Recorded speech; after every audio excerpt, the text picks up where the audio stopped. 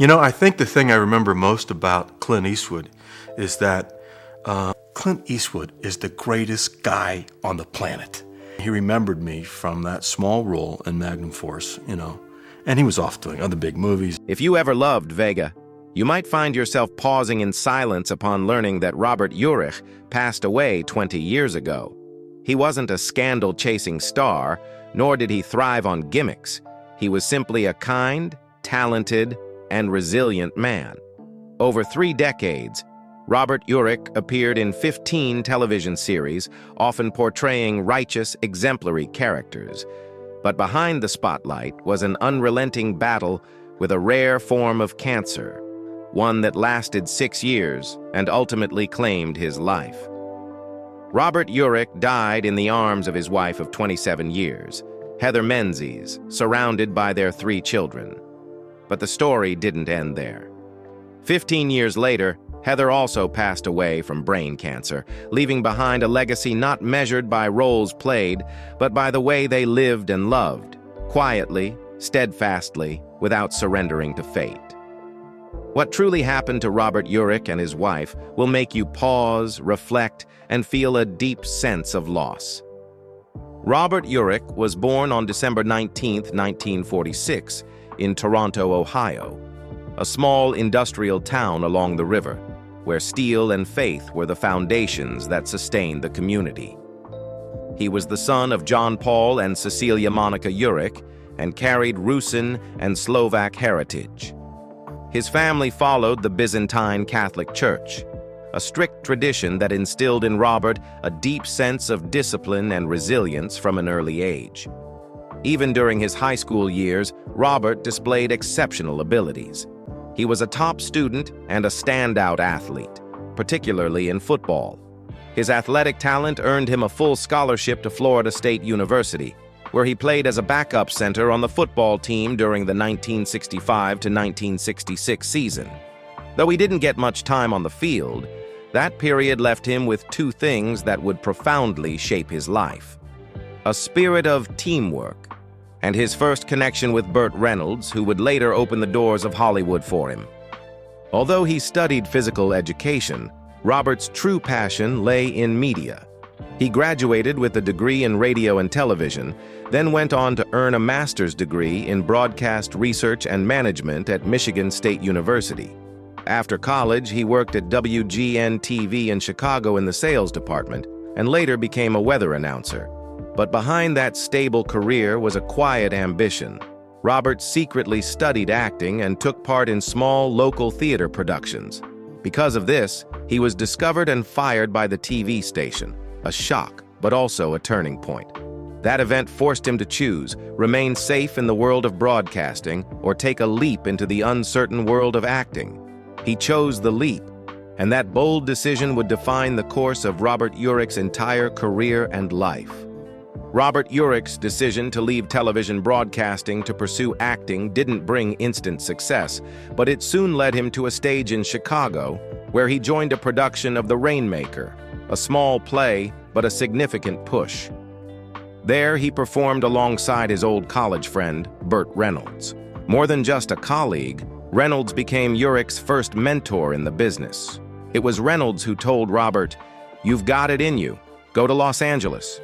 Really give it a shot." That advice didn't fall into a void. Urich left Chicago and moved to California, a place where the brutal entertainment industry had no room for uncertainty. His first TV appearance came in 1972, with a guest role in the crime series The FBI. A few short scenes, but enough to get his name on the radar of casting agents. In 1973, his first major opportunity arrived. Urich was cast as a lead in Bob and Carol and Ted and Alice, a TV adaptation of the famous film of the same name. The project came with high expectations, but failed to capture an audience and was canceled after just 6 episodes. That same year, he appeared in Magnum Force, the sequel to Dirty Harry, alongside Clint Eastwood. Urich played a motorcycle patrolman in a tough, action-driven role. It was his first time proving that he wasn't just a TV face. He could hold his own on the big screen with A-list stars. In 1975, Burt Reynolds stepped in once again at the perfect moment. By then, Reynolds was a major star with strong connections to producers. He introduced Urich to TV mogul Aaron Spelling, who was casting the role of Officer Jim Street in a new action series called SWAT. Urich auditioned and didn't need a second try. He got the part. SWAT premiered as a mid-season replacement, but immediately became a television phenomenon. The image of the calm, intelligent young officer, portrayed by Urich, made him a familiar face in millions of American households. Success came fast, but also ended abruptly. After just 2 seasons, SWAT was canceled due to pressure from groups protesting violence on television. Robert didn't let early setbacks slow him down. He went on to appear in Soap, 1977, a widely known satirical sitcom, followed by Tabitha, 1977 to 1978, a sequel to Bewitched. Though both series were short-lived, Urich had made a strong impression. He wasn't a one-hit wonder. He was someone who could endure in an industry known for its rapid turnover. After years of perseverance through brief roles and quickly canceled shows, Robert Urich finally entered the first golden phase of his career. In 1978, Aaron Spelling, the television mogul who had once brought him into SWAT, decided to offer Urich a bigger opportunity, the lead role in a new series called Vega. Urich played Dan Tanna, a private detective operating in the casino world of Las Vegas. The character lived in a hotel casino, drove a red convertible Ford Thunderbird, and always appeared charming yet sharp, decisive and intelligent. He embodied the classic American hero archetype, brave, just, and deeply compassionate. But to become that strong man under the bright lights of Vegas, Urich did more than learn lines and stage presence. He gained 40 pounds of muscle, raising his weight from 180 to 220 pounds in just a few months. To him, no role was worthy unless he gave everything to live truthfully in the character's skin. When Vega aired, the response came like a tidal wave. In less than 1 season, Urich went from a promising actor to a late 1970s television superstar. The image of Dan Tanna, calm, muscular, righteous, became etched into the minds of millions of American viewers, to the point where just mentioning Urich's name would conjure up images of the red car and Vegas neon lights. The role earned him a People's Choice Award, 2 Golden Globe nominations, and made him one of the most sought-after television faces for more than a decade to follow. What's remarkable is that behind all the glamour, Urich remained a surprisingly modest man. He didn't attend night parties, nor did he exploit his fame for media attention. While Dan Tanna on screen stood as a sharp urban icon, Urich in real life preferred a quiet life, retreating to his family and privacy. That contrast, between the spotlight and silence, only made audiences trust him more, care for him more, and stay loyal to every role he played for the next 3 decades. Vega ran for 3 seasons, ending in 1981, but its impact was permanent. From this role, Urich became defined as a scandal-free TV hero, someone who didn't bend to trends, a kind of talent that carried weight because of consistency and decency. And from there, his path not only expanded, it became irreplaceable. In 1985, with the glow of Vega behind him, Robert Urich once again stepped into the center of television with a completely different role. More introspective, more subdued, and deeply philosophical, the detective Spencer in the series Spencer for Hire. This wasn't a typical action role. Based on the novels by Robert B. Parker, Spencer was a former cop living alone in Boston, fond of cooking, reading poetry, and guided by a moral compass that directed every decision he made. He was a very American kind of hero, not one who shouted or wielded flashy weapons, but who fought with reason, fairness, and an unshakable inner code. Urich took on this role with an entirely new demeanor. He was no longer the muscular Dan Tanna shining in Las Vegas. Now he was a calm, contemplative man, carrying old wounds and an unbreakable belief in what's right. He didn't just perform action scenes, he lived in the monologues, in the moments where Spencer chose forgiveness over revenge, chose walking home over violent outbursts. It was a role that required profound human depth, and Urich completely owned it. Spencer. For Hire ran for 3 seasons and made a significant impact on American television in the late 1980s. But Robert Urich's connection to the character didn't end there. Between 1993 and 1995, when many of his contemporaries had stepped away from their iconic roles, Urich returned for 4 made-for-TV movies based on Spencer, as if to say, this wasn't just a role, it was a part of his life. The success of Spencer. For Hire didn't come from flashy scripts or groundbreaking settings. It came from how Urich turned a literary character into a vivid, relatable figure who could inspire viewers of all ages. He didn't need to show off. All he had to do was stand in the frame, walk with quiet confidence, and let the audience understand. Integrity never goes out of style. If Vega proved his star power, then Spencer. For Hire was the proof that Robert Urich didn't just inhabit roles. He gave them life that endured beyond time. Not only did he succeed in long-running series, but by the late 1980s, Robert Urich expanded his presence into many other areas, ranging from short-form television films, feature films, to hosting documentary programs. In 1988, he was selected to host National Geographic Explorer, one of the most prominent documentary series in the US at the time. More than just a presenter, Urich helped shape the show's narrative tone.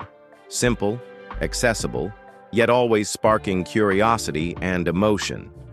This role earned him a Cable Ace Award and marked a turning point, affirming that he was not just an action or drama actor, but a storyteller with depth and public trust.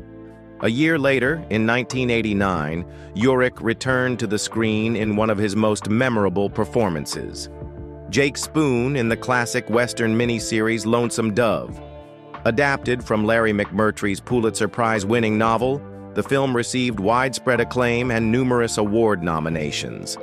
The character Jake Spoon, a gunslinger once close friends with the 2 leads, who later loses his way, was one of the most emotionally layered roles Urich ever portrayed.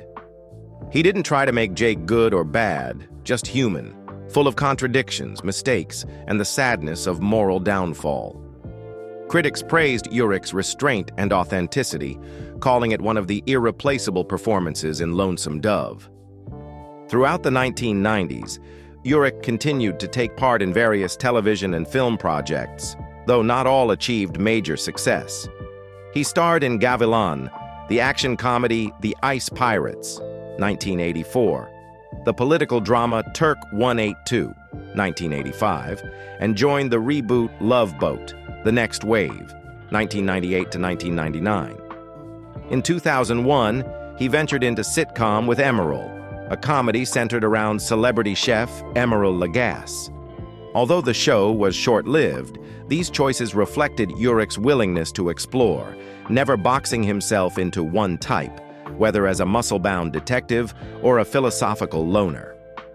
In total, Robert Urich appeared in more than 15 television series, a rare feat for any actor, especially within the demanding landscape of American television over 3 decades. Each role was a different slice of life, but they all shared one thing in common. He never repeated himself, and he always chose contribution over comfort. In 1996, just when many believed Robert Urich's career had reached a steady phase, he once again surprised audiences by taking on the lead role in The Lazarus Man, a mysterious Western television series produced by Castle Rock. This role was unlike anything he had done before. A man with amnesia, buried alive but surviving, wandering the post-Civil War American West in search of his identity and past. The storyline was gripping and mysterious, but it was Urich who transformed it into something deeper. The image of a man climbing out of a grave, alive yet unaware of who he is, carried a haunting symbolism. As if Urich himself were foreshadowing his own journey, one where he would soon battle something even more terrifying than death. The show quickly gained traction, welcomed by viewers, and set to move into its second season. But fate came knocking. At the height of the show's development, Urich was diagnosed with a rare and aggressive form of soft tissue cancer. Still, he didn't back down. Instead of retreating, he informed Castle Rock of his diagnosis and proposed continuing to work within his physical limits. The response from Hollywood was a stunning slap in the face. Castle Rock canceled the series just a month after his announcement, citing health concerns. They unilaterally terminated the contract, despite having previously agreed to pay Urich $73,000 per episode for the second season. Urich filed a lawsuit against Castle Rock for $1.47 million, not for the money, but to challenge the blatant injustice faced by a sick artist in this industry. From that point on, The Lazarus Man became more than a television series. It became a symbol of a career interrupted by cancer and of an artist who refused to surrender to illness or to the cold decisions of the entertainment industry. Though the show was buried by executive indifference, the spirit Urich brought to the role lived on. Proof that even as the body weakens, resilience can still light up the screen. For most actors, their final role is rarely remembered. But for Robert Urich, a family again remains unforgettable, a symbol of a career that never gave in. In this heartfelt family drama, he portrayed an everyday father, an understated, down-to-earth role. But it was that very simplicity that carried profound weight. It showed a Urich who gave everything to his craft, not for fame, but for the sake of art itself. At the time of filming, Urich had endured numerous rounds of chemotherapy. His health had clearly declined, but he maintained his professionalism. On set, he never complained, never asked to cut scenes. He smiled that familiar smile and worked until the very last shot. It was a beautiful farewell from an artist who lived and worked like a warrior, right to the end. Before becoming a beloved television star, Robert Urich had gone through a first marriage with actress Barbara Rucker. They were married in 1968, both at the early stages of their careers. Barbara Rucker, born January 3, 1948 in Oak Park, Illinois, was a notable television actress during the 1970s and early 1980s, with roles in films like The Stepford Wives, 1975, and Texas, 1980. However, their marriage couldn't escape the pressures of rising careers and demanding schedules. The intense pace and stress of the entertainment industry gradually drove them apart. Their 6-year marriage ended in 1974. It was a costly lesson for Urich, revealing how difficult it was to balance career and personal life, especially in the unforgiving world of Hollywood. After that first marriage, Urich took away valuable insights about the importance of sustaining meaningful personal relationships. That understanding laid the groundwork for his second marriage to Heather Menzies, who would become a crucial pillar of his life. In 1975, just as his career was taking off, Robert Urich met Heather Menzies, the woman who would walk with him for the rest of his life. They met while filming a commercial for Libby's canned meat, where they played a newlywed couple. No one expected that simple script would become the beginning of a real-life marriage that lasted over 25 years. Heather was no stranger to the public. She had played Louisa in the classic film The Sound of Music, 1965, posed for Playboy in 1973, and was an artist at heart, natural and unpretentious. But what bonded Urich to Heather wasn't fame or appearance. It was her simplicity, warmth, and deep commitment to family. They married the same year. No fanfare, no scandals, just two people choosing each other. The couple decided not to have biological children, instead adopting 3, Ryan, 1978, Emily, 1980, and Allison, 1998. The decision wasn't driven by necessity, but by a belief that love, rather than blood, was what made a family. Their family lived quietly in Los Angeles before moving to Utah, a peaceful place better suited for raising children away from media pressures. In an industry where personal lives are often eroded by fame and attention, Urich and Menzies preserved a private world of love, discipline, and mutual respect. Unlike his first marriage, swept up in the instability of early careers, Robert's second was an anchor. For over 2 decades, Heather was not just a life partner, but an unwavering companion, especially during the darkest years when he battled cancer. That emotional stability from their home life became Robert's inner strength, even when life began testing him more than ever. In late 1996, at the peak of his career with the lead role in The Lazarus Man, Robert Urich received devastating news. He had synovial sarcoma, a rare and aggressive form of soft tissue cancer. At first, a tumor in his groin was believed to be benign. But then, as Urich later recalled, "When that call came, it was terrifying. You want to collapse." He had long played heroes on TV, but now he had to become a real one. "I always played capable people. Now I had to prove I was truly capable," he said. Though shaken, it took Robert just 1 weekend to mentally prepare. "The doctor asked me when I wanted to start treatment. I said, 'You open at 6 a.m., right? I'll be there at 5:54. I want to be the first one cured every day.'" In the first 6 months, Urich underwent 3 rounds of chemotherapy, a month of radiation, and 2 surgeries, the first to remove the tumor, the second to clean the surrounding tissue. "You have to fight off nausea constantly. It's pool chemicals they're pumping into your body," he described. His hair fell out completely, and his body was severely weakened.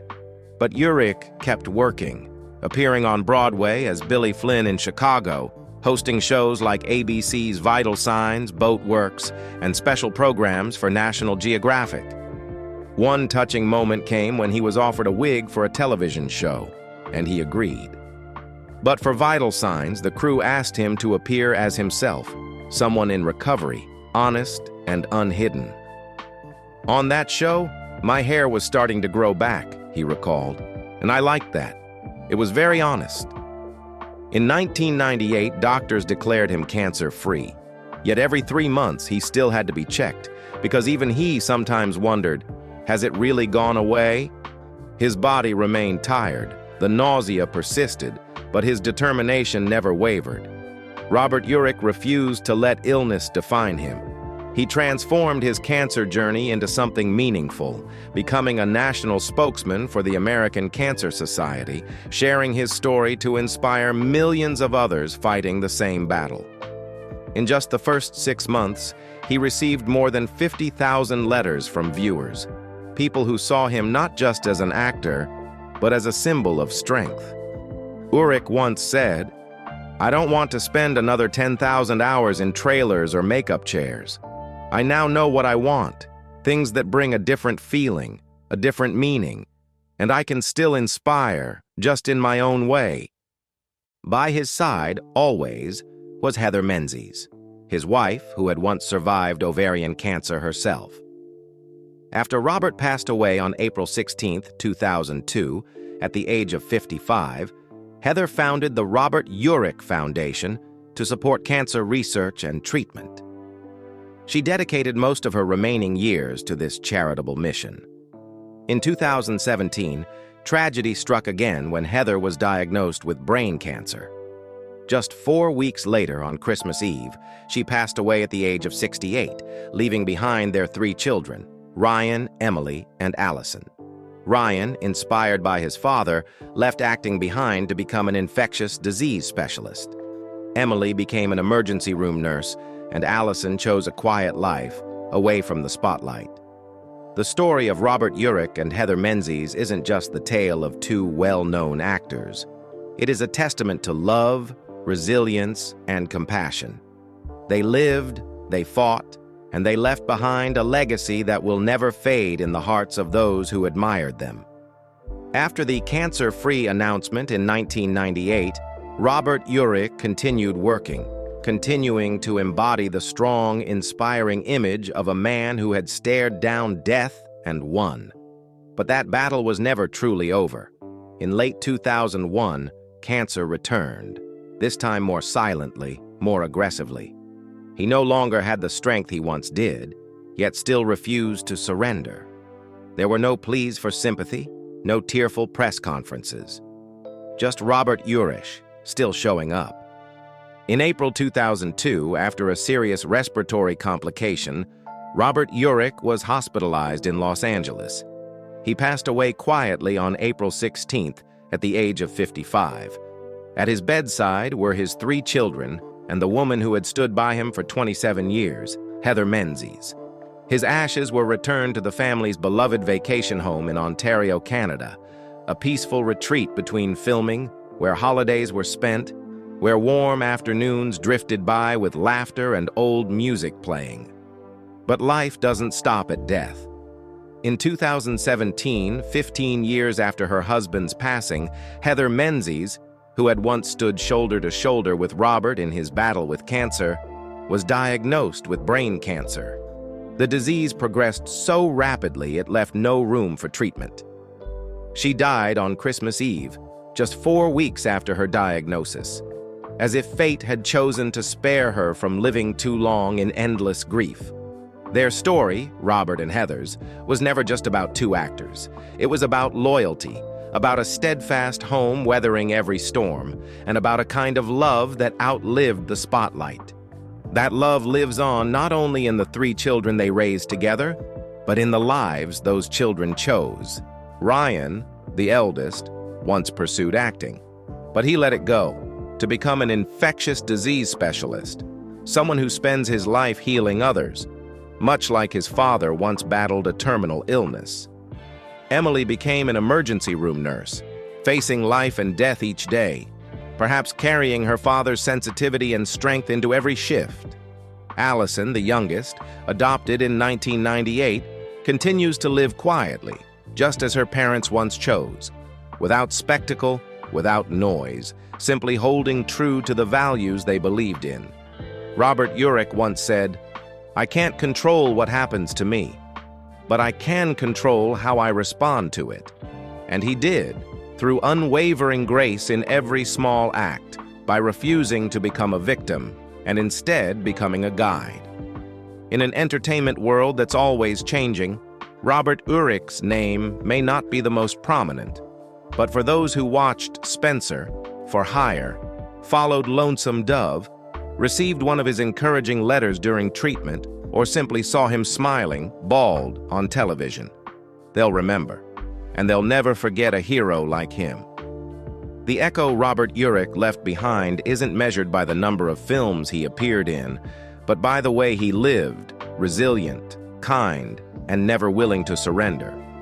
After his passing, Heather Menzies, his wife and companion in the battle for life, founded the Robert Urich Foundation to support sarcoma research and raise public awareness about this rare and deadly disease. It wasn't just a charitable fund. It was a symbol of love, gratitude, and the continuation of what Urich believed in most. You can't control fate, but you can control how you face it. At Park City High School, where Urich once studied, a scholarship in his name was created to support students with passions in the arts and medicine. Each scholarship is not just an award, but a message. Perseverance, compassion, and an unyielding spirit are always worth honoring. In Hollywood, Robert Urich was honored with a star on the Walk of Fame, becoming the first person with a last name starting with U to appear on that iconic boulevard. That star stands not only for a luminous career, but also for the respect colleagues and audiences held for a man who never lost himself in the spotlight. In his hometown of Ohio, where the dream began, a major intersection was named the Robert Urich Interchange, a tribute to the poor boy who rose from hardship to become a screen hero and a symbol of real-life courage. But his most enduring legacy isn't found in titles or landmarks. It lives in the hearts of millions who watched him perform, viewers who saw in Urich the image of a good man, standing firm in adversity, acting with integrity rather than noise, and fighting with love instead of hate. In a Hollywood often clouded by scandal and superficiality, Robert Urich was an exception. A faithful husband, a devoted father, and an artist who always upheld integrity and responsibility in every role. He didn't leave behind tabloid shockwaves, but a lasting model of the ideal man, whether as the cool detective, the quiet cop, or the patient fighting to the very end. And as one viewer once wrote in a letter to him, "Thank you, not for playing a hero, but for living like one." In an entertainment world full of glitz, where fame often walks hand in hand with scandal, Robert Urich chose a different path, steady, honest, and kind. He didn't chase trends, didn't flaunt himself, didn't trade privacy for the spotlight, and because of that, he became a rare example, on screen and off. From a child growing up in Ohio to a television star bravely battling cancer for 6 years, Urich never stopped trying, whether in his roles or in real life. He didn't leave behind media explosions, but instead left a profound silence of respect. A faithful husband, a devoted father, a dedicated artist. Compared to the friend who once helped launch his career, Burt Reynolds, Robert Urich stood in contrast. Reynolds was rebellious, romantic, dazzling, but stormy. Urich was quiet, grounded, living and departing in the peace of someone who never lost his dignity. And it was precisely that choice, to live decently amid the chaos of Hollywood, that earned him such admiration. In the end, his story, and his love with Heather, continues to shine a simple yet powerful truth. Some values never go out of style, are never forgotten, and can never be erased. Loyalty, kindness, and hope. What touched you most in Robert Urich's journey? His unwavering dedication to his craft, his unconditional love for Heather, or his fighting spirit as a father? Share your thoughts in the comments. And if you believe the world still holds beautiful stories, subscribe to the channel, hit the notification bell, because many more unexpected and inspiring journeys await you. Thank you for staying with us until the very end, to look back on the life of Robert Urich, a man who lived fully with integrity, love, and resilience. In this world, sometimes all it takes is one story like his to remind us that goodness still exists.